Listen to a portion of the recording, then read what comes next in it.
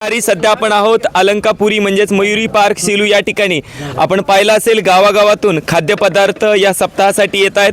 तर आजचा जो या अलीकडे एकदा बालुशाही दाखवा आणि कुठून आलेली आहे ते आपण सांगूत आणि किती आलेली आहे ते पण सांगूयात। तर ही बालुशाही आहे कुठून आलेली भाऊ? या अलीकडे शिमंगावर आलेली आहे। किती आहे? 25 ते 30,000 हे नग येतं। बर हो, हे संपूर्ण गावकऱ्याच्या वतीनं पूर्ण गावकऱ्याच्या वतीने आलेली हो बाबा ठीक आहे। तर निश्चितच हा संपूर्ण गावकऱ्याच्या वतीने ही सेवा देण्यात आलेली आहे। बाबा हो। आज जे आहे एक चिमणगावची एक सेवा आहे की ज्यांनी बालुशाही आणलेली किती आहे तुमच्याकडे रजिस्टर मध्ये? आज 19 गावावरून पदार्थ येणार आहेत। त्यापैकी एक चिमणगाव आताशी आलेला आहे, अजून 4 गावावरून बालुशाही येणार आहे।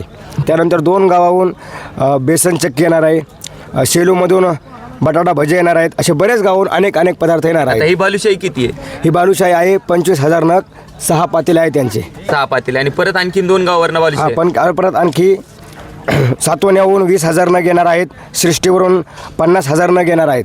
म्हणजे हे बाबाला जर यादी वाचायचं म्हटलं तर ते त्यांना वेळ पुरणार नाहीये।